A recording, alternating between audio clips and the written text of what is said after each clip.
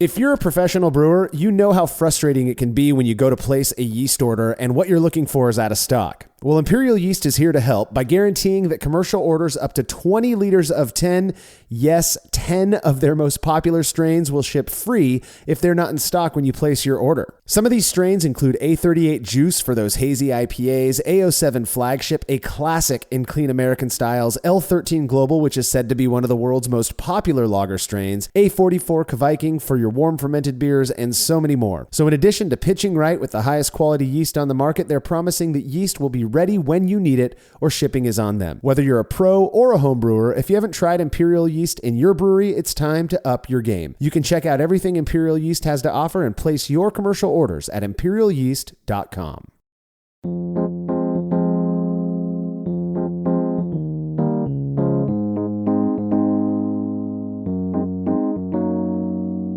A hearty how-do to all of you listeners out there. We hope you're all staying safe and well lubricated as we approach what seems to be the end of this awful pandemic. You are listening to the Brülosophy Podcast. I'm your host, Marshall Schott, and in this, our 190th episode, just a mere 10 away from the 200 mark, which is just nuts, joining me to answer a bevy of listener questions is contributor Andy Carter. Hey, Marsh, yeah, wow, 190. I mean, 200 right around the corner is amazing. I remember when we were just in the first few episodes, and we didn't know how long this would happen, so I'm glad to be here, glad to answer everyone's questions and really help people out. Yeah, I listen to a lot of other non-beer and brewing-related podcasts, and one of the things that I found myself noticing lately is the number of episodes that they've released, and some of these shows have been around for about as long as us, but I just have this thing in my head, where I'm like, well, no, but we're still young. But really, we're not. 200 episodes almost. We're only 10 away from 200. Yeah. The Brü A episodes are always a lot of fun, not only because they kind of require a bit less work to plan, but our listeners ask some really great questions that get my mental gears kind of spinning.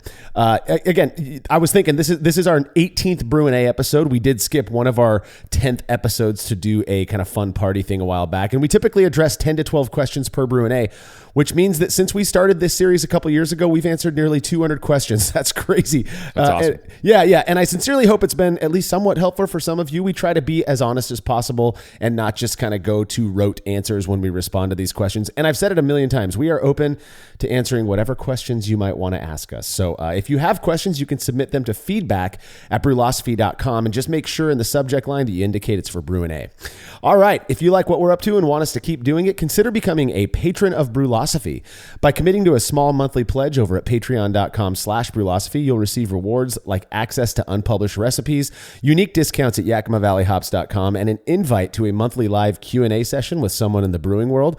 Coming up later this month, Mike Myers from Root Shoot Malting will be taking questions from patrons. Mike has an absolute passion for craft malt and also knows his way around a brewery. This is going to be such a fun session. To be a part of it, you have to make your pledge at patreon.com/Brülosophy by June 25th, 2021, as Mike will be taking questions that Saturday, June 26th. All past sessions are stored on our private Facebook page so patrons can go back and watch them whenever they like. Another really easy way to support us is by using the links found at brülosophy.com/support when you're doing your shopping online. Your experience won't change at all, and we get a little kickback for the referral. I know this sounds petty, and you're probably getting sick of hearing us talk about it, but something as simple as using those links really does help us to pay for things like server space and brewing ingredients, and we really do appreciate all of you who make the effort to do that. Finally, if you wouldn't mind leaving a rating and review of this show in Apple Podcast or wherever it is you listen to podcasts, we would really appreciate it. Not only do we value knowing what you think about the show, but those reviews help people who haven't heard of us to find us. So feedback is brought to you by Brewers Hardware, who specialize in triclover compatible sanitary fittings, conical fermenters, kettles, and brew stands. Brewers Hardware offers a variety of unique items for home and craft brewers, including high-quality stainless fittings at great prices with super fast shipping. Learn more at brewershardware.com, and don't forget to mention Brülosophy at checkout to receive a free gift. That's brewershardware.com.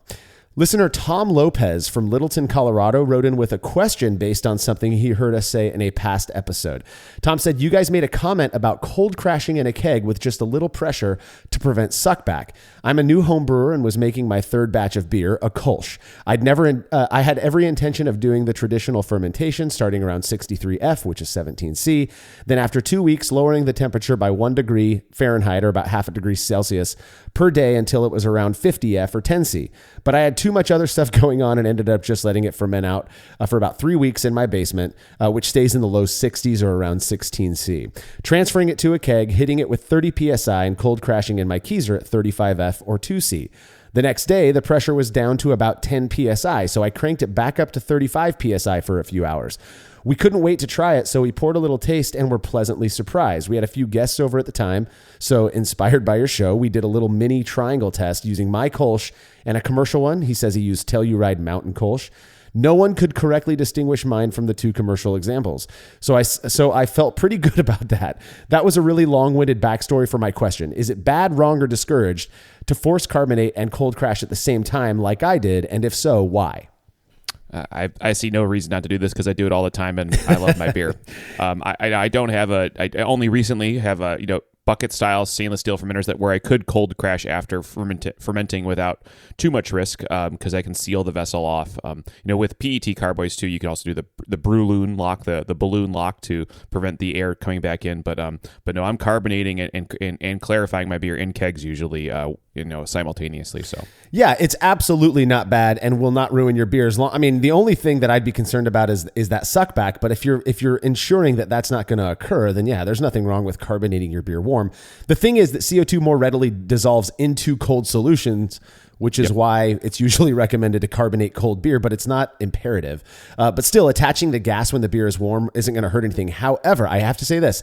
It does sound to me like what Tom is talking about is that he may not be burst carbonating in the way that we do, or when you attach gas, you're supposed to leave that pressure on. You don't attach it, burst the keg with gas, and then detach it or turn the gas off. So it's what Tom said is, to me, it sounds like the day after he hit the keg with 30 PSI, it had dropped to 10 PSI, which indicates that he may not have had constant pressure on the keg. Yeah.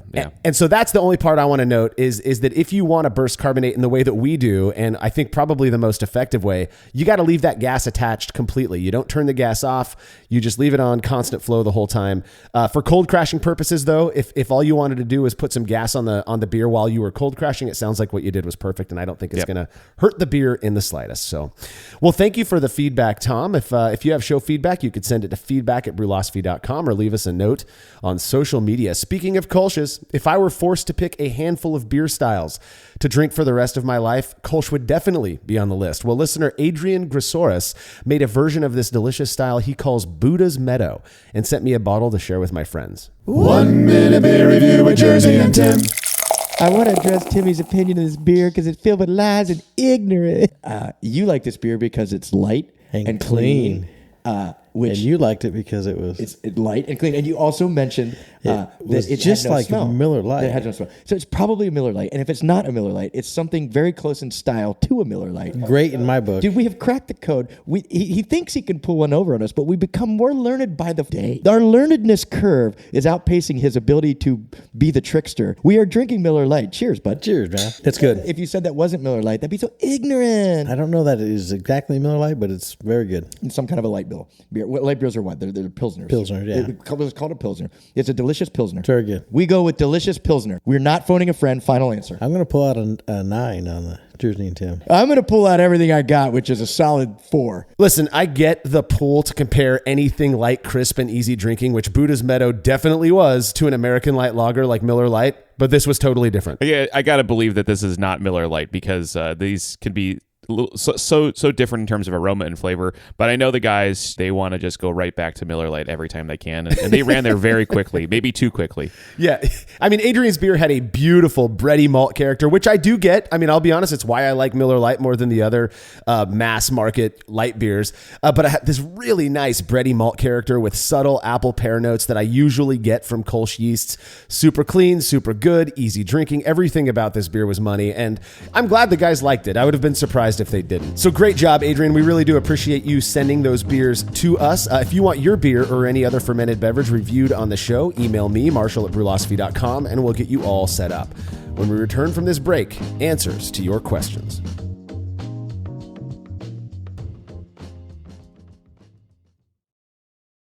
Craftmaster Growlers takes traveling with and sharing beer to a new level. Made from heavy-duty stainless steel, Craftmaster Growlers are double-wall insulated and can keep beer cold for up to 8 hours. Unlike typical growlers, Craftmaster Growlers come with a swiveling tap and fully integrated CO2 regulator cap, allowing beer to stay fresh for 2 weeks or more. The square design takes up less space and will fit in most refrigerator doors, and every Craftmaster Growler comes with a 1-year warranty. There are 64 and 128-ounce versions available over at craftmastergrowlers.com.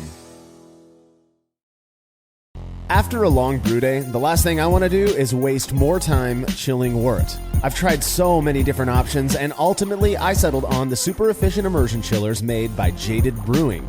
With the King Cobra and Hydra, I'm able to chill my entire batch of wort from boiling to just a few degrees above groundwater temperature in as little as 6 minutes. If an immersion chiller is right for your brewery, then do yourself a favor and check out all of the rad options Jaded Brewing has to offer at jadedbrewing.com. And be sure to let them know Brulosophy sent you.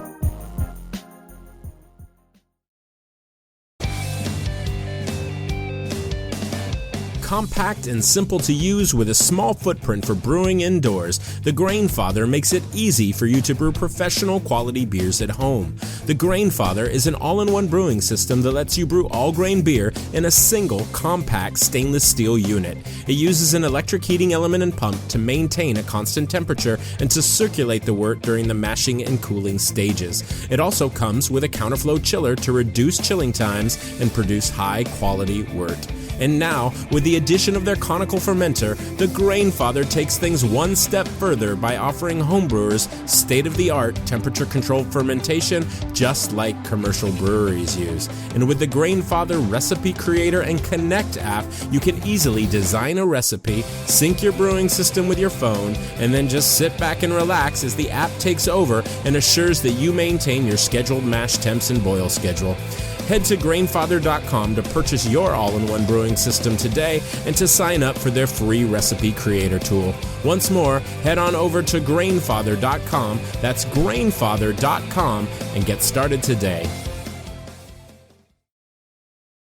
Family-owned Atlantic Brew Supply is the largest homebrew shop in the Southeast. No gimmicks, no multinational corporate overlords, and no BS. They offer exclusive malts, yeast, and more from local artisans, as well as award-winning recipe kits. They also sell professional brewing gear and cask equipment from sister companies ABS Commercial and Cask Supply. Most ingredients are available by the ounce, plus Atlantic Brew Supply has an on-site calculator to help you craft your best brew. Orders are processed same day, and 2-day shipping is guaranteed for East Coast customers. Get 15% off your first order using promo code BREWPOD, that's BRUPOD, at AtlanticBrewSupply.com.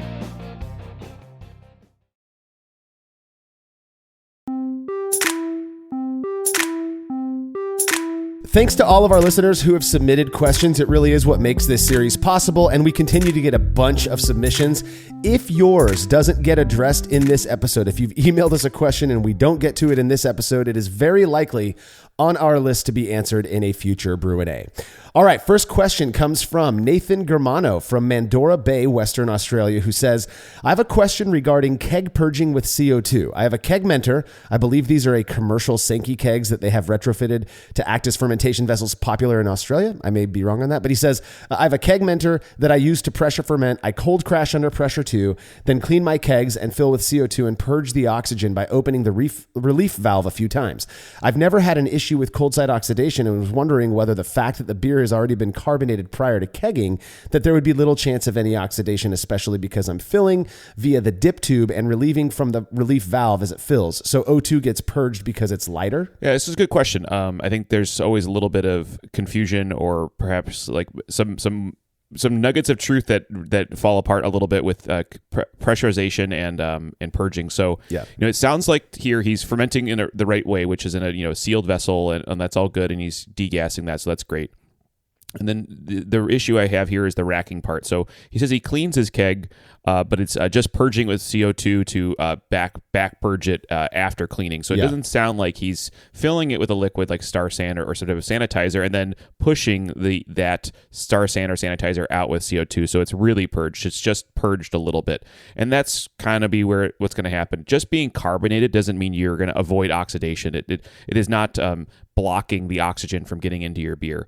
So I would think, though you've yet to have a problem, that's great to hear. You're probably racking racking carefully, like how people mostly recommend to rack, which is slow and under the fluid line, so you're not getting more oxygen. But I would say the one next step, and I think people that do kegging don't do this immediately, but I do recommend it, is if you can afford the extra CO2 or use some new techniques where you're actually jumping kegs of CO2 during fermentation, gathering CO2, harvesting CO2 from fermentation, but to have fully purged kegs that way, that will minimize all oxidation because there is no oxygen present in the keg. Absolutely, and I'm gonna make some comments that I don't mean to be pejorative in any way whatsoever. But Nathan says here that he has not had an issue with cold side oxidation. I told myself the same thing for like 6 years up until I started actually minding that bit of things, and I didn't realize. I mean, I'd make beers that I thought were pretty great and they would taste good. I'd share them with my friends; they were fine. There was no complaints. But then when I started purging the kegs the way that I do now. And I tend to use naturally produced CO2 from fermentation, but you get the same effect by using a tanked CO2 and just pushing star sand out of a keg and into another bucket or whatever. When I started doing that, particularly for my hoppy beers, that's when I noticed, wow, back in the day when I was making those beers I thought were really good, I wonder how much better they could have been, because I really started to notice that freshness, that pop, particularly again with hoppier beers. I've made blonde ale and even pale lager styles, Kolsch and stuff like that as well, that I thought were fantastic and even did good in competition, where I didn't purge the keg. So you can definitely get away with the method you're using, Nathan, but I do think that just taking that extra step for particular styles especially can really take you further in the quality of the beer that you're presenting at the very least. Yeah, it makes sense. And I think after I understood that and understood a process, because for me, I'm all about standard operating procedures. And if I have a standard operating procedure to fill the keg with star sand, empty it with CO2, and then it's actually ready to go, I actually need to just let that keg sit out back until I'm ready to fill it. Yeah. And then it's known quantity. It's good, right? Exactly. And that's the thing is this by doing this one final step, what you're doing, Nathan, it's what it sounds like you're doing at least, is it's based off of this idea that if you fill from the bottom of the keg up, that any agitation of that beer is going to push CO2 out of solution, which is undeniable. That's going to happen. And then that creates a blanket so that the oxygen's not going to touch the top of the beer as you're filling the keg. Maybe that's somewhat accurate. I mean, it makes sense to me that it might be, but gases mix. And so this idea that just by filling hitting the empty keg with CO2 and then purging it, that you're actually getting rid of all of that oxygen, it doesn't work that way. You might be getting rid of a bit more with every purge, but you're still going to have some in there. And I just think you're still using the CO2. If you're going to purge that way, you might as well just push some star sand out of your keg and just be much more certain that you've got only CO2 in that keg. It makes me feel better at the very least. So, absolutely. All right, next question from Michael Lane from Buffalo, New York. Most of the brewers around here have full kitchens with a full menu. I've noticed that some, not all, seem to focus more on the food and less on the quality of their beer. At what point is a brewery that has a kitchen no longer a brewery and just a restaurant that happens to make their own beer? I find I tend to steer away from breweries that have full kitchens because of this. I've had a beer at a brewery full kitchen that it literally looked like the nasty color you get from soaking dirty dishes overnight because you're too lazy to clean them after dinner. Wow. I've also had super astringent stouts, oxidized lagers, etc. I was just curious on your take on this. So here in California, we call those brew pubs. When you have a restaurant that has a brewery attached to it, I believe that might be in the U.S. That's a legal definition in California. Actually. Yeah, in California, that's the legal definition, is a brew pub. What's interesting is my experience over the last 5-ish years or so has been the opposite. Is you've got these breweries who are making excellent beer, and then their focus on the food is kind of like you could tell it was kind of a second thought, or they have food trucks coming in, which I love. Or food trucks, yeah, I love that. I've absolutely been to places like you're talking about, Michael, which, by the way, my twin brother lives near Buffalo as well. And so I've been over there and I've actually had some amazing hot wings. But yeah, that is an annoying thing when you go and the food is good, but then the beer sucks, right? You want to have the best of both worlds there. And I don't know what to tell you. I think what happened was, this is just completely presumptuous on my part. I'm curious your thoughts on this, Andy. But 15 or so years ago, as people started to see the rise in popularity of craft beer, all these kitchens, these restaurants were like, hey, that's easy. We can just make some beer, throw it together, and then make a big profit, arguably a very large profit off of this crap beer. And people bought it. I mean, and that's just the truth of the matter. Right now, people will buy crap beer and say it's good because they want to drink craft beer. I get it. So I think that's what happened. And then you've got a lot of these remnant restaurants who are still just doing that because it's what they did. Yeah, I mean, I'm not going to say I'm an expert in even the professional brewing industry, but in food and stuff, especially in California, there was a law that was passed many years ago that allowed you to have a small brewery and sell food and be on site. So you kind of combine two licenses into one, right? And that spurred a lot of this brew pub movement.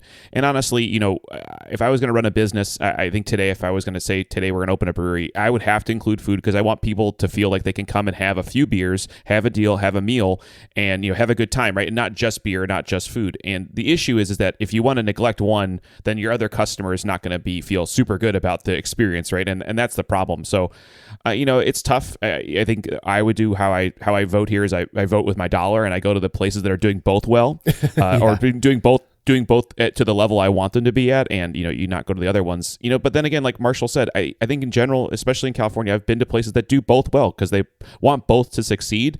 And if they're seeing one slack, then they just drop it because they think maybe they're wasting money or they just don't know how to fix it, right? And that's a concern. Yeah, I mean, I think a perfect example of places doing it well. There are some spots in Southern California. Probably one of my favorites would be Pizza Port. Their pizza's phenomenal. Their beer is freaking phenomenal. Another one is Bagby, I believe it's called, up in Oceanside. Bagby. Oh my God, their food is excellent. They could win awards with their food, and then you drink their beer and you're like, damn, this is good. Yeah. Crow and Wolf here in town, they just opened up a few months ago, and they do not have a kitchen. I do think that they're talking about like a small kitchen in the back, but what they've been doing is bringing in a food truck or two on busy nights, and I mean, that's kind of the new common thing I've noticed lately. Mm-hmm. The beauty of that is then the only thing that the brewery can get blamed for is either not getting enough food trucks, which they've definitely experienced. They have a much more popular night than they expected, so the lines are long, the waits are long, stuff like that. But also, most breweries I know, even if they don't have a food truck, these days, they don't care if you bring your own food in. So you can get Uber Eats delivered. So yes, Michael, we're kind of going off a little bit down that path, but we've all been to places like that. We have a place in town that their food is phenomenal. Their beer's not the best. It's still drinkable. I get it. We've all been there. And like you said, Andy, vote with your dollar. If you don't like if you like their food, you don't like their beer, don't buy their beer. Just buy their food. Yeah. That's cool too. So, all right. Next question comes from Chris Cole, who says, does stirring the cooling wort affect cold break either positively or negatively? And if so, does that have an effect on cold side oxidation, finished beer clarity, and or yeast activity during fermentation? I ask as I am currently chilling a close to replica of Make America Amber Again. That's one of Ray Found's recipes. And the brain noodles started cooking. That's a good question. I think, one thing to look at, normally when you're finishing your beer, chilling it, you've either whirlpooling it or something to try to separate this matter out from one way or the other. And so you're trying to pull them apart just to get more beer into the fermenter. But, we've done numerous experiments where having some cold break or having maybe too much cold break or too much trub going into the fermenter definitely makes a difference. It has a significant result in the blind triangle test. I think specifically I was looking at, I believe Phil did this, where he was doing two different beers and showing that a more cold break or more trub going into the fermenter definitely improved the clarity and then affected the beer flavor too. So it does something. Now it's going to be down to your personal preference, I think, and if you can taste that in the final beer, but it definitely does something. And I guess maybe to Marshall, cold side oxidation, I don't really think we're going to see impacts on that because that's such a different process chemically. But I'm not sure. Yeah, well, so for the cold side oxidation piece of it, if you haven't pitched your yeast yet, you want to aerate that wort. I mean, that's common knowledge, right? Yeah. So I don't think that that's an issue. The question that Chris asked here that I think is really interesting is agitation of the wort during the chilling process. Does that in some way facilitate flocculation of the proteins, right? The clumping together of that hot break or the cold break, as it were. I don't know. I don't think so. If you're chilling your wort and you get a really strong cold break and then you mix it up, to me it looks like it breaks apart. So and plus we know that cold break is in some. It's obviously a function of how proteinaceous that wort is, but it's also a function of wort pH, of how quickly you chilled that wort. I just don't think that it has that kind of an impact. And when it comes to finished beer clarity, there's so many other factors involved. Yeah. I have made beers that are where I wait until the wort is as clear as it's going to get. I mean, we're talking 30 minutes in the kettle tilted back so that I'm not getting any trub into my fermentation vessel. And those beers end up being somewhat hazy. So I'm not sure that there's this link in terms of clarity, between clarity of wort and clarity of beer. On a very superficial level, you would think, well, yeah, clear wort equals clear beer, but there's so much more involved. Yeah, that's true. In clarity. We know that. And like you mentioned, Andy, there's the multiple experiments we've done where, oddly enough, the more trub that you rack over to the fermentation vessel, the more clear the beer ends up being. Yeah. Now, we have shown, that too much trub does have an impact on flavor, and it's not a very good one. But there's a lot of nutritious value in some of that trub, and getting a little bit in fermentation vessel, it's not a bad thing. Now, one thing I did want to point out, since we're talking about beer clarity and agitation, I don't know if you know this. I've never used Biofine in my own brewery. Were you aware that to make that stuff work properly, you have to agitate the beer after you add it?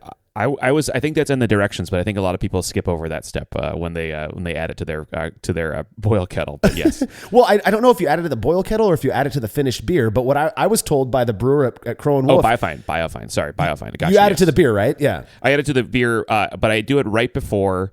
If I'm adding it, I add it right before I rack all the beer in, and I add it through the dip tube in the post, the poppet in the quick disconnect. So when the beer goes in, it's going in directly onto beer. Yeah, and so you are agitating it that way. Exactly. Yeah, the way they do it at Crow and Wolf is they actually pump CO2 into the tank after they've added their Biofine, right?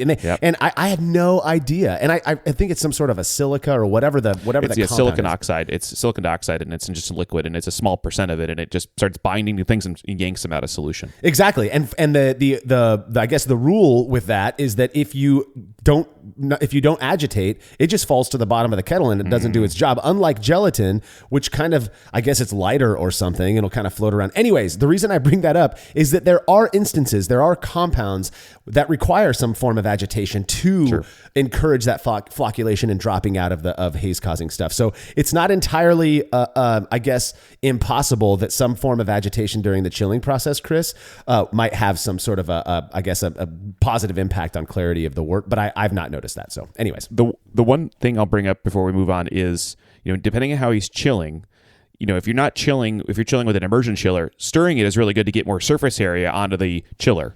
Right? Absolutely. So that's going to absolutely affect your cold break. Now, if you're going a counterflow, then it's how slow are you flowing to get it cold, right? But now your cold break's forming in your fermenter, so a different story. Exactly. So there's a little bit of a back and forth there, but that's something to remember. So when I run the jaded Hydra for the bigger kettle, I'm constantly stirring that to get the surface area as much as possible to chill the wort as quickly as possible. So that is one thing. Yeah. The next question. Jason Higgins from North Carolina. My question is about late hop utilization. I've had a few beers lately come out too bitter. I'm a fan of hoppy beers, but these taste like everything I put in has turned into a bittering hop. I'm trying to do a whirlpool and let things settle to minimize goop into the fermenter, but my hunch is that I'm taking too long with my late additions and are getting too much exposure. From a time standpoint, what would you suggest from the back half of your boil until the wort is in the fermenter? How long are you taking from 0 minutes flame out to fermenter? Good question, Jason. This is one, I don't brew that many hoppy beers, but I absolutely know what you're talking about. I feel like there was a really reasonable suggestion made years ago that has kind of just fallen off. And I'm going to kind of make it again here. The idea of a flame out or a whirlpool hop addition is something that we stole directly from commercial breweries who are brewing much larger batches than we are at home. And the reason they would do that is because it took so much longer for the wort to drop below that isomerization point that they could throw in hops that we might throw in at 20 minutes left in the boil, and they would have the same effect as we do at the 20-minute mark because we can chill our wort so quickly. So I think a lot of the when I get emails from people asking about overly bitter beer, and it's usually usually pale ale or IPA that's being, hop stand or whatever that might be, it's usually because they're either not doing a cool hop stand, so they're not chilling their wort too far, or they're letting it stay for so long. Plus, they didn't change anything about their kettle hop additions. So you are literally getting more isomerized, isoalpha acids in that beer, which are going to increase your bitterness. So my comment there is, if you view home brewing as being different than a commercial brewing, then you don't really, again, my opinion, I'm going to get crap for this because I know people love their Whirlpool hop stand editions, all that stuff. Just toss in your hops with 10 minutes left in the boil and then chill immediately. You're going to get the same effect effectively. Yeah, I think I agree. I definitely agree with this one because we, at a volume and scale, we are chilling it rapidly, warp speed, compared to how a brewery would operate with barrels and barrels of beer, right? They really can't take advantage of it. I mean, to point, now you see a lot of breweries is they're dry hop. They're doing a lot more dry hop and a lot less, even not even touching the kettle. They want to just retain flavor and not have this bitterness. So I would say for this one, to the back half of the question, like, what do I do? So as I'm brewing more hoppy beers, what am I doing? So I'm going 10. This is just how I've developed my technique, and I've liked the beers that come off of this. Is between 10 and 0. I'm doing some number of hops. I do chill down a little bit and let it sit for about 10 minutes at a lower temperature for another 25% of my kettle hops, and then that's just preventing me from having a lot of hops in the fermenter. Sure. And I don't like the flavor of a lot of hops in the fermenter. I kind of try to limit it to like 3 or 4 ounces in 5 gallons. That's just me. That's how I taste the beers. And I'm like, I don't like that, how those hops sit, this, maybe it's a grassiness or something like that. Sometimes it works out. Sometimes it's fine. But more often than not, I'm just finding I don't like the flavor of that. Yeah. The one thing I would watch out for if you're getting a lot of bitterness is really, really watch the alpha acids. I mean, this sounds obvious, right? But man, these alpha acids on some of these hops is creeping up to like 15-16% sometimes, and really looking at that as like, wow, that's isomerizing even at low temperatures for low amounts of time. That's isomerizing a lot of bitterness. So just think like, okay, what am I really getting? And sometimes bitterness is not just alpha acid, it's also just other stuff in the hops. Yes. And some hops are naturally have other bittering flavor. It's hard to describe because it's not been quantified yet, in my opinion. Right. But it's not just alpha acids; it's green vegetal matter. So yeah, there are other. We talked about this in our recent off flavor experience episode, but there are compounds in hops that get perceived similar to bitterness, and astringency is one of them. And there's so many polyphenols in hops that if you are over hopping in pretty much anywhere, then you could very well perceive that as additional bitterness in your beer. Yes. One last comment I wanted to make to Jason on this one is I feel like there are people out there who without even thinking about it are kind of married to this idea of a bittering, flavoring, aroma addition in the kettle.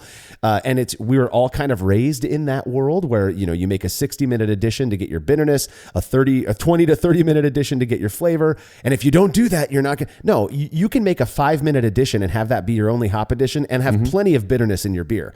So you got to kind of... If that is what you're doing, Jason, and I the reason I say that is because I spent many years in that world.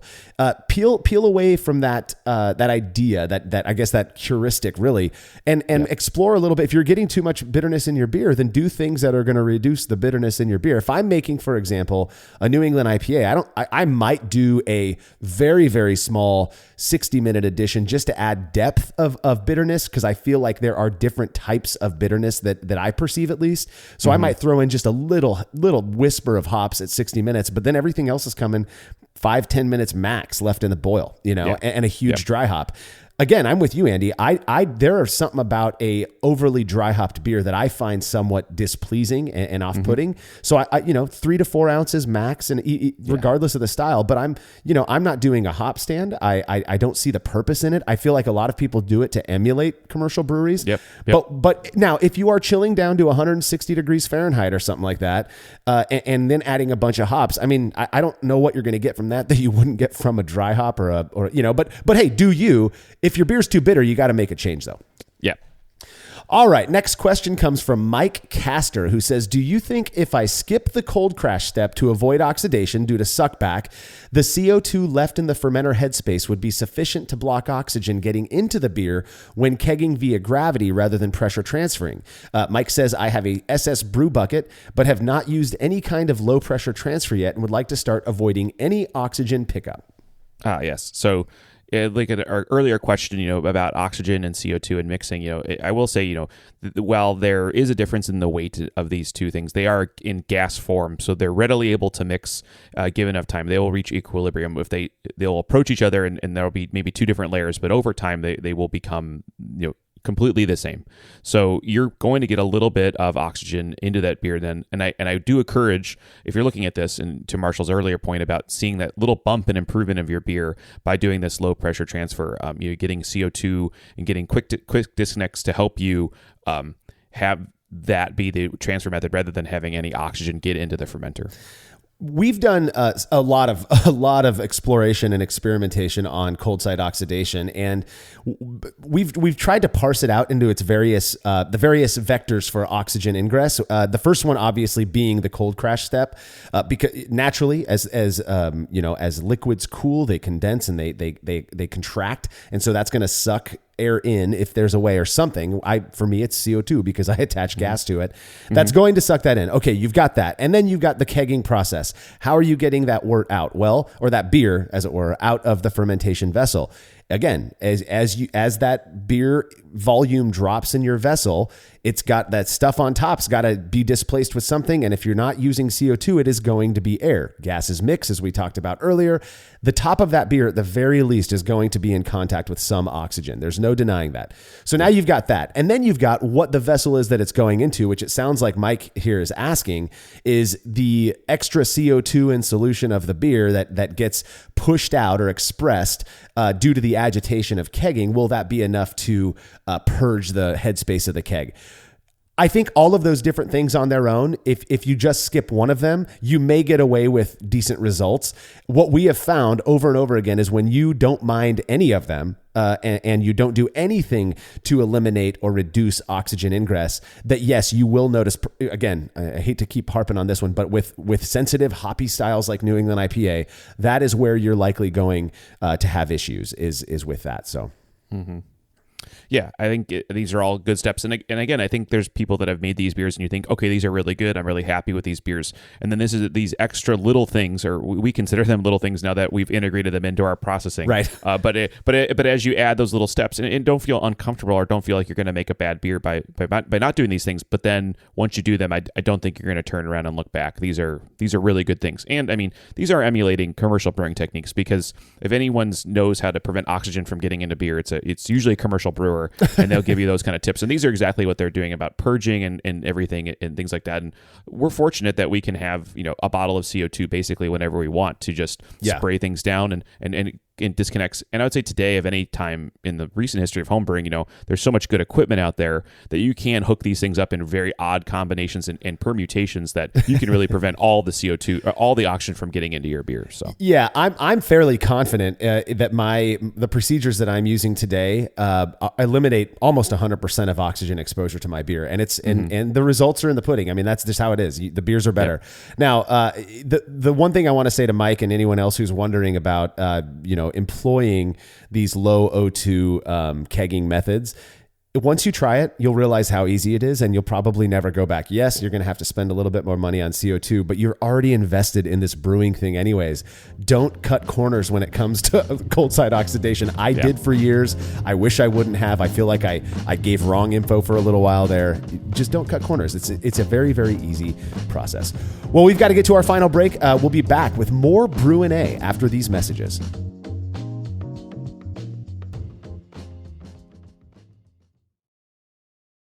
As every brewer knows, the best beer requires the best hops, which Yakima Valley Hops provides fresh from the source to brewers around the world, carrying everything from classics like Cascade to modern favorites like Galaxy and Mosaic, as well as other ingredients and gear. Yakima Valley Hops has it all. And don't forget to check out their new podcast, The Late Edition, where the YVH crew goes into depth on our favorite plant with industry experts. Head over to YakimaValleyHops.com now to see all they have to offer, and subscribe to The Late Edition wherever it is you listen to podcasts.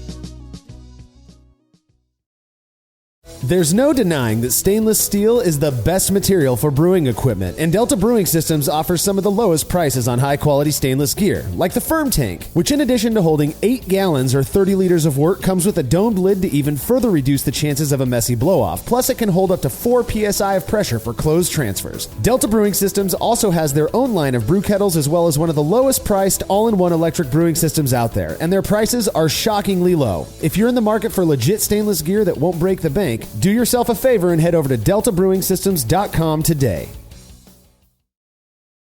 The brew in a bag method has blown up over the last few years, and in that time, it's become very clear that not all bags are created equal. For the best BIAV experience, you have got to go with the Brew Bag. Made from high-quality, food-safe polyester, the Brew Bag is available in both 210 micron for standard brew in a bag, as well as 400 micron, which works beautifully for all-in-one recirculating systems. I've been a Brew Bag user for years and wouldn't brew without it. Head over to brewinabag.com to get the fabric filter that works for you, and use promo code TBP17 at checkout to receive a discount. Again, that's brewinabag.com. Have you ever thought about adding a port to your kettle but held off because you didn't feel like drilling into your gear or sending it off to have someone else do it?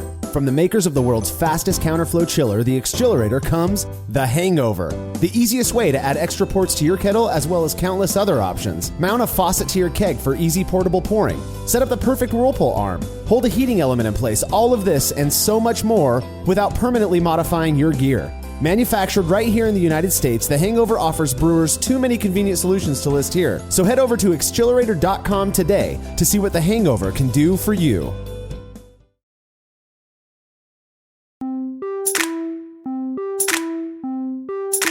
All right, time to answer another set of listener-submitted questions. Andy, why don't you kick us off on this one? Yeah, here we go. So a two-parter from Eric Eisner. Question 1, when burst carbonating, how long do you let your corny sit in the kegerator keezer before hitting it with CO2? As we know, CO2 absorbs into colder solutions easier than warmer ones. So you're waiting 24 plus hours for the keg to drop to cold before carbonating, or do you factor in the time when burst carbonating to 12 to 18 hours? Okay, good question. Kind of similar to one we got in the last segment. I always cold crash. There have been, maybe in the last 5 years, a handful of times where I didn't cold crash, and that was usually either because I was out of CO2, so it would have sucked air in, and I didn't want to do that, or I was making a style like New England IPA where I was just trying something new. But I'd say 99.9% of the time, I cold crash prior to kegging, which means I take that filled keg, put it in my kegerator, hit it with 50 psi of gas for 12 hours or so, and then I reduce to serving pressure. So if I weren't doing that, if I were kegging the beer warm, I would probably do what the person in the last segment who asked about, I'd probably do what they did and just hit it with the 50 psi anyways. You're still going to force CO2 into solution. Yeah, it more readily absorbs into cold solutions, but that solution is getting cold, so you're gonna have absorption there. So. Yeah, I'm right there with you. I mean, I'm just gonna set it and forget it. Really, if I'm doing that and I want to get the beer carbonated quickly, I'll just set it high. I think the big thing of all this is not forgetting that you set it high and then turning it back down. We've so all it's done not it, about though. Yeah. It's all done it though, and it's hard. And for those that at home have done this, there's a little trick to getting the CO2 out of solution a little faster. It sounds odd, but it does work. You can throw a little gas on the liquid side, and it will actually bubble out a lot of the CO2. It's all entrained gas, and you can actually get the CO2 out a little faster that way, rather than just waiting and just degassing the top of it. It's stuck in solution. It got in cold, and it's going to stay in there cold. So you can kind of degas it faster by blowing a little CO2. Again, counterintuitive, but you're trying to break the bubbles out and get them out of solution. So yeah.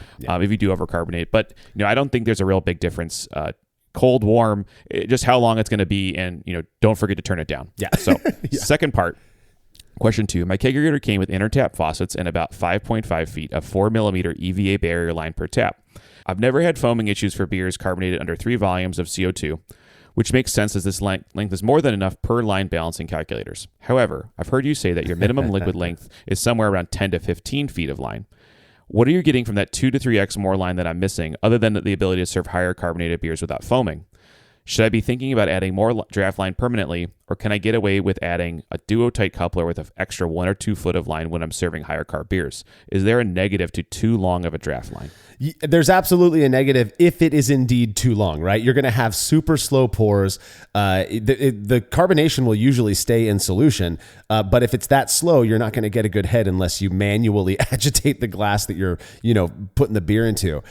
My thing with 10 to 15 foot of line, I will admit that when I first built my very first kegerator and then I moved into building keezers and all of that, I made the mistake of doing too short of line multiple times. And so I would be really frustrated. I was using standard 3/16 inch ID liquid line, your standard vinyl liquid tubing, whatever it is. And, 8 foot. And I'm thinking that's more than enough. And I would get half a glass of foam. And that just drove me nuts.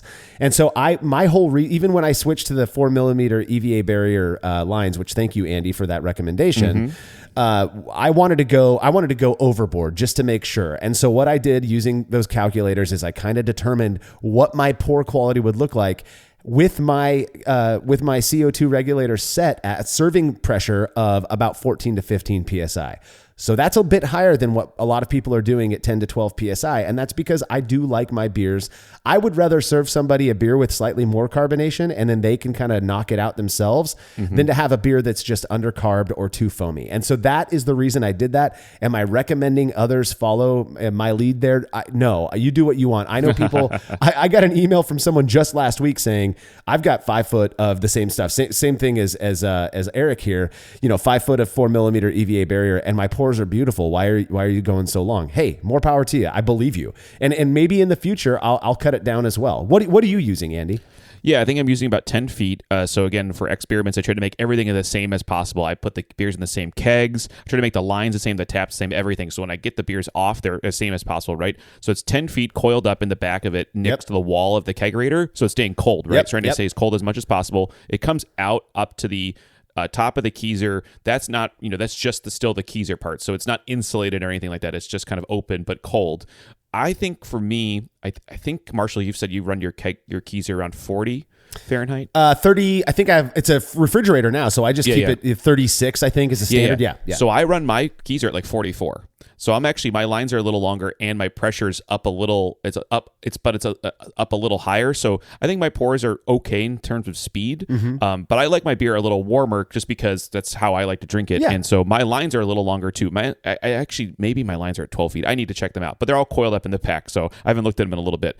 The point being is that there's all these variables: the beer styles you're serving, the length of your line, the temperature of your kegerator, right? So all these things get balanced into answering the question is, how fast is my beer coming out of my tap? Yeah. Now, sometimes if the beer's overcarbonated, then it's going to come out faster, be very foamy.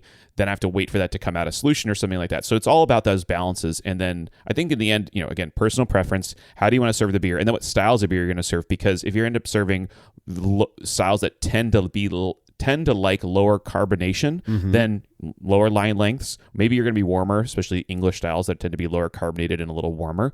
Or is it all cold, light lager, then it's going to be lower, right? So that you're going to be lower temperatures, longer line lengths, and so on and so forth. So it all gets in this balancing act. And like you said, I don't think there's a right answer. It's just what makes sense. So you're not getting either incredibly slow pours or incredibly fast pours. So yeah, well, and so another part of my reasoning is that first off, EVA barrier line is not that expensive, and so a little extra just for that added insurance, you may as well. That was my thinking, at least. Absolutely. I did want to comment on your idea of making a duotite coupler. The beauty of duotite is that you can get away with making couplers like this, and it would be so easy to just plug it in line and have longer line length. And I love that idea. I absolutely would love to hear back from you if you end up doing this.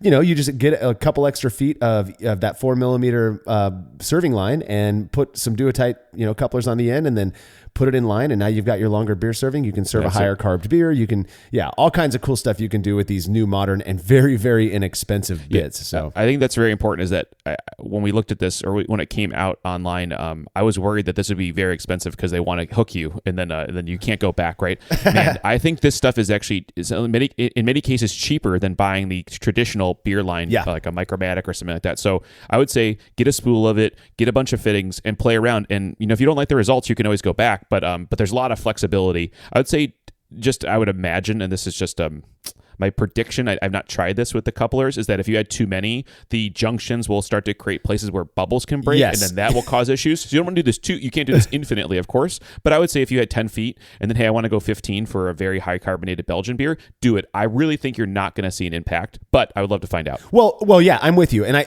any impact would probably be positive. You're probably going to get a better pour. Yeah, I agree. Yes. I think it's a great idea. So, but again, I was going to comment on the same thing. Too many junctions, too many places where you're plugging in those duo-type fittings. You're probably going to start getting some foam pushed out, knocked out. That's going to show in your glass. But if that doesn't bother you, by all means. Next question comes from Sean Dawson from Canberra, Australia. He says, I use a Brewzilla electric brew in a bag system that has an arm to recirculate the wort from the bottom of the kettle back to the top of the malt pipe.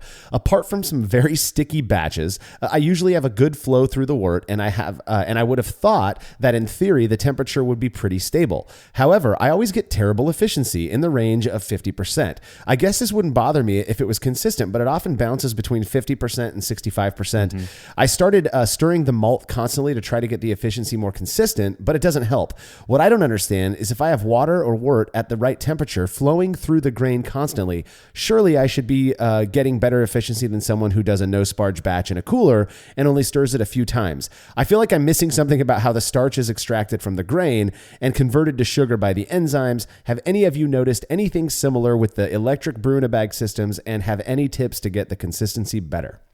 Well, he came to the right place, given someone that's been running Brewzillas for the last year plus, trying to match the systems. So I'll start with the beginning of the top of the stuff that he's said so far. So he says he gets a very good flow through the wort. And for those that don't have a Brewzilla, the malt pipe is essentially the bag, the stainless steel bag that the grain sits in. So you have a pump at the bottom that can bring the wort back up to the top and then spray down and go through the malt pipe, as it were. And his first statement is interesting. He says he gets really good flow through the wort. I've never gotten really good flow through the wort.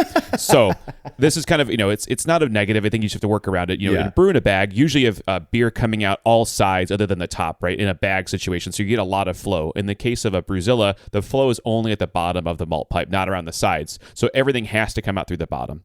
So when he says there's good flow through, I'm immediately thinking, how milled is this grain? Yeah, because that was my first thought too. Yeah.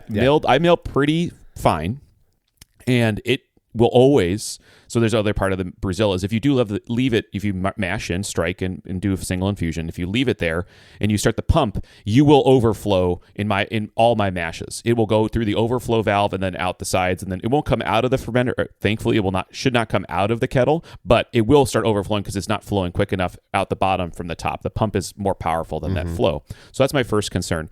The next one is the temperature stuff. I think one thing for temperature is I let the systems actually heat up for about an hour plus before I do anything to them. So I add all my water, I set my mash temperature, I set my strike temperature, and I let them sit there for like an hour, recirculating, just getting all warmed up, because there's not a lot of insulation on these things. You want them all to be at the same temperature, so when you strike in, it's all good. So I'd say the first part to look at is, looking at your crush and then getting that stirred up. And I think my favorite way of doing this, especially when I was having these issues many years ago with my Igloo system, was Brew Kaiser's website. He's got a Wikipedia or a wiki entry called Understanding Efficiency, and he's got a table, and this table is really a lifesaver. He calculated, given a level of mash efficiency, crush, and general grain bill, for every quart per pound of grain, whatever that is for your initial infusion strike, he gives you an OG. If your OG isn't close to that OG, you have a mash conversion issue. Yeah. If you get it, you're good. And I would say you look at that, because that I'm getting 70 to 75% on my systems, and I've found it to be very consistent. So that's where I would look. So I agree with you. And the comment that I have, and this is the only reason I bring this up when people talk about efficiency is because I've talked to a few people at this point who this is the exact issue. First off, we don't know whether Sean is talking about mash efficiency or brew house efficiency.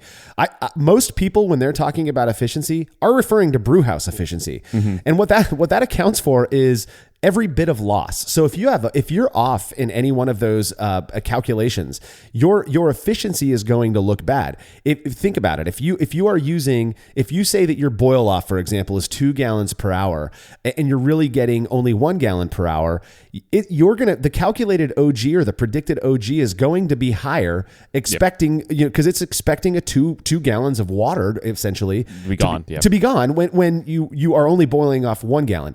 So that's the first place that I would look, is go in and look at your equipment and your mash settings in whatever a brewing software you're using. We're all using Brewfather these days and absolutely love it. It's super easy to change and to adapt to your system. Go in and check that stuff out. It's so easy I actually think it's kind of fun, but I geek out on this stuff, to do a brew day that is very, very simple. You can do single malt, single hop, something real simple, but track every bit of loss. How much wort is left in your kettle at the end, after you remove your basket, which a Brewzilla really is a brew in a basket system. Yeah, brew in a basket is a better way of saying it. Right. Yeah. Thankfully it's still a B. So, that's kind of fun. but yeah, check your equipment settings, because I feel like there's really no good excuse, barring terrible water, for that low of conversion efficiency, of mash efficiency. Yes. You are likely getting, up in the 80% mash efficiency, but somewhere along the line, because of your equipment settings, your losses just are higher and or lower than they should be. And so that's impacting your brew house efficiency. That is my response. Otherwise, everything you're doing, Sean, sounds right. Sounds legit. Yeah. And the only thing I would go with is what Andy said. If you're not milling fine enough, or if you don't have your own mill and you're going to the homebrew shop and letting them do it, that could be a part of the explanation for the inconsistency. At the very least, you would expect consistency. When I wasn't milling my own grain and I was buying stuff online, or I'd go down to the local homebrew shop, I varied in about by 8 to 10% in my brew house efficiency, even just because of the inconsistent crush. So that may very well be the issue as well. Yeah, I would say, and then we have a review of the Brewzillas, and check that out. That kind of walks you through my brew day of them, and I think that's be one resource to just see how I'm running it. But yeah, I think you'll not lock this down, especially with the crush. I would look there too at first, just because, hey, my Brewzilla does not flow that fast, and I have to watch out for it. So I think there's a little data point there. Yeah. All right. Alistair Dinning asks, what is a safe medium to keep yeast in? I accidentally top cropped my last brew, or put another way, lack of headspace in the carboy and a good fermentation pushed yeast into a mason jar full of diluted star sand. There's a solid slug of good looking yeast in the mason jar, so I thought make a starter, build it up and store for the next batch, which worked well.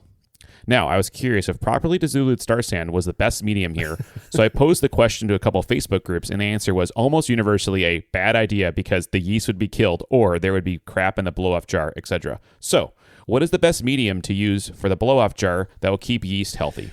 Great question, Alistair. And I am no microbiologist, so I can only go based off of stuff I've found online. I can understand why people would say that you keeping that yeast in a star sand solution is a bad idea. I don't think that with the concentration of the phosphoric acid, which is what star sand uses for sanitization purposes, I don't think it's going to be high enough in a star sand solution to kill off that much yeast or anything. So that's probably why it worked out fine for you. Mm-hmm. But if you want to do this top cropping regularly, I think what the professionals are going to tell you is some sort of a glycerine mix of water and glycerine, because you can freeze it. You can throw that in the freezer and it won't freeze hard. It's not going to kill the yeast. But honestly, what I would do is probably top crop into distilled water and try to figure out a way to keep that whatever your jar is in. You got to have a vent, right? Because otherwise it's going to explode. But have a way to keep it mostly covered so that nothing else is going to fall in there. And I think you should be good. I mean, this is definitely something I think all of us have experienced when using a blow-off tube, is you get quite a bit of yeast. If you have a blow-off, you get quite a bit of yeast in your blow-off jar. Yeah, I would say that I think you're absolutely right. I would say maybe just one thing that maybe not nitpick, but maybe not distilled water. You want something with minerals because you don't want the yeast to get shocked in some other solution. So maybe a spring water, but you want, sterile water, as sterile as possible. So it's a glass jar.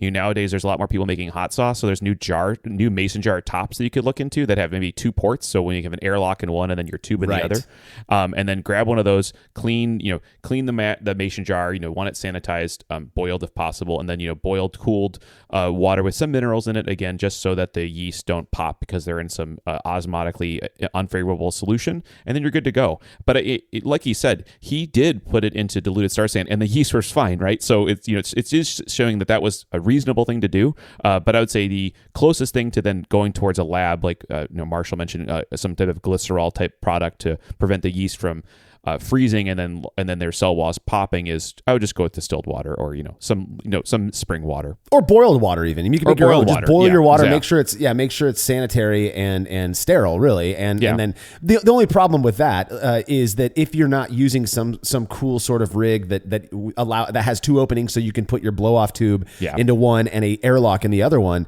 then there's a chance something can get in there. But you can rig one of these things up so easily. I don't know. I mean, I'm thinking right now, if you were to take, for example, a 1 gallon milk jug that you've sanitized and it's sterile and not sour, and then you ran your blow off tube into the top and then just put a small little hole that you could shove an airlock into right next to that. I mean, there you go. You've got it now. Boom. Yeah. And then you've got nice clean water in there, and you have a place for it to off gas through the airlock. You can collect that yeast and reuse it whenever you want. It's pretty simple and kind of clever idea, Alistair. Okay. So I like it. The fact that the Star Sand worked, though, just to comment on that, it's often said that the phosphoric acid at the levels that are left in, for example, in a keg or in a carboy or whatever, that when you're sanitizing, that's actually a yeast nutrient. So it may very well be that level of dilution of your solution. Junction there. The level of dilution in your solution was just enough to where it didn't have a negative impact on the yeast, but actually was nutritious for it in some level. I cannot speak to that on a professional scale. That is not my forte by any means. But the fact it worked out says to me that it obviously didn't kill your yeast. So. All right, next question comes from Michael Guidone. He says, I'd like to improve my no-sparge brew in a bag method, and I'm curious how you calculate for grain absorption, pre-boil volume, and efficiency. I just kind of wing it and always have extra water on hand. I only own a single 8-gallon kettle with a ball valve that doubles as my mash tun. I use Brewer's Friend, but haven't really dialed in my equipment profile yet. I've heard different grains absorb different quantities. I'd appreciate a little more info on your brew sessions. Yeah, so I think when you first get a new system, you do really have to we said this in an earlier question, you kind of have to strip down your recipes and just do some plain stuff and then measure everything along with volumes, weights as well. If you have a scale to measure weights and tare weights and things. One thing, I've not personally done the brew in the bag myself, but an 8-gallon kettle with a brew in a bag for trying to get 5 to 6 gallons seems a little undersized. I don't know if you're going to get everything to sit in there together for no sparge without some type of water to come back. So maybe this is more of a smaller batch size. Along with, try to dial stuff in. I think Brewer's Friend has some tutorials on that. I know that there's a Beersmith tutorial and things that show you where to put the numbers in and then say, okay, if I have this much water, grain absorption is usually a fixed quantity, not a variable quantity. It's usually number of quarts of water per pound of grain, and then it goes to your crush and everything. So yeah, there's some good tutorials online to break all those things down, but yeah, I mean, you're in the right place in terms of dialing in. You're asking the right questions in terms of how much water is the grain taking on? What is my, all these pre-boil volumes and stuff, and then you'll get there. Yeah, but then again, I will claim, I've only used these Bruzillas. They're more brewer in a basket, and I did a similar thing where I just kind of did a stock recipe. I knew how it was going to run, and then I measured everything after that, and then plugged those into my software. So I think that's how I would have done it. I mean, I'd be curious to see what Marshall's done in this regard for the no sparge. Yeah. So when it comes to efficiency and knowing your pre-boil volumes and all that stuff, the way that I like to look at it is start from the end. So how much beer, how much wort do you want in your fermentation vessel? Because that's key. So if you're looking to, or how much beer do you want in your keg in the end, right? If you want exactly 5 gallons and you know that you're going to leave half a gallon of beer in the fermentation vessel, so you know that you need at least 5.5 gallons in your ferm vessel, and then you know that you're going to leave a gallon of wort in the kettle, so you know that you need at least 1.5 gallons of extra. Then you can kind of determine, and then if you know what your boil off rate is, which anybody can do, get 5 gallons of water, boil it for an hour and then see how much water's left. That's your boil off rate. You can do half an hour and then just double it. I mean, that's what I did in the beginning. And I have a very consistent boil off rate. That stuff is affected by, you can't just follow people from across the country. That stuff's affected by your weather. It's affected by humidity, stuff like that. So you have to do it on your own, but start at the end, figure out how much beer you want to keg or bottle, and then go back from there. Now, grain absorption, that is a very finicky thing. It depends on a few things. One, I don't squeeze the bag too hard, right? My thing is I want to get to a pre-boil volume without having to muscle my way through this grain bag. So what I do is I pull the bag out and I let it drip. And then at the very end, if I'm not to my pre-boil volume yet, I squeeze just enough to get a little bit of wort out of there. So I set mine to something like I believe I have mine at like 0.1-ish gallons per pound of grain is what mine is. But here's the thing. Yep. If you are a squeezer and you go to town on it, you can go as low as 0.045 gallons per pound is what I've seen. I believe Beersmith defaults to 0.086 gallons per pound. It really is. It just depends on how you treat that bag when you remove it from the wort, and nobody can tell you how to do it except for it's based on your experience, you know? So you have to determine what you're going to do with that. The lowest, my understanding is the lowest is that 0.045 gallons per pound. You could squeeze the hell out of those grains and you're still going to have some absorption. They're going to be wet. So that makes sense. Yeah. So that's, I mean, and Michael, I get it, man. Wanting consistency, wanting to get a better efficiency. That's just something us nerdy homebrewers want to do. And it sounds like you're on the right path. You just gotta take those measurements, and it's so easy. The other thing is, this is something I struggled with in the beginning when I really started kind of focusing on my numbers. If you are going to, for example, run wort out of your kettle through a ball valve at the bottom, and when you're done, that kettle sitting there the way it is on a flat surface has, let's say 0.75 gallons left, or about 3 liters left in the kettle, right? Well, don't do anything the next time you brew to change that. Let that always be the case. It feels wasteful. I get it. But if you start tilting your kettle and pouring more out, or let's say you're brewing a really low hopped beer, so you don't care if you get a little bit more trub into that's going to change everything. That's going to change your numbers because now you've got more wort in your fermentation vessel. Do the same thing every time. Follow your own lead. You're the one who determined all of these numbers in the first place. Stick to that, and you will start to see better efficiency, in my opinion, but also consistency, and that's money. Well, that is a wrap on our 190th episode. I cannot believe we're going to be crossing that 200 episode mark in just a couple of months. Thanks again to everybody for listening and supporting us in all of the ways that you do, especially our patrons. You are the reason we're able to keep doing what we do.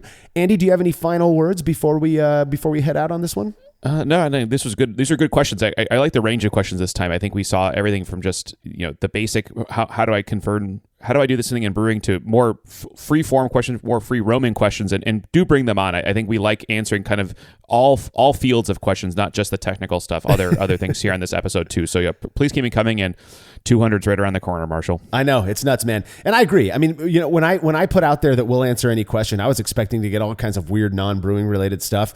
We haven't, and that's perfectly fine too. We do appreciate all of them. And if there's anything at all that you'd like for us to address in a future Brü A episode, please send your questions to feedback@brulosophy.com and make sure to indicate that it is for Brü A in the subject line. Otherwise, we might just respond with an answer, and we'll be sure to add that to the list. And make sure to head to brulosophy.com to read up on all of the nerdy beer and brewing stuff we're up to. The Brulosophy podcast is made possible by the generous support of our sponsors, as well as all of our rad listeners. We seriously could not do this without you. Cheers to everyone who has subscribed and left a review of our show. It makes a huge difference. If you haven't yet, please consider doing so. Head over to brulosophy.com/support to view a list of ways you can easily help us to continue producing this podcast. If you want a reward for your support, visit patreon.com/brulosophy. Thanks again for listening. We'll be back next week with another episode of the Brulosophy podcast. Until then, think beer. Start off the morning with some hot tea, lemon and honey, cause it suits my bro. Put some herb in the bowl, yeah, it's homegrown. Ain't gotta go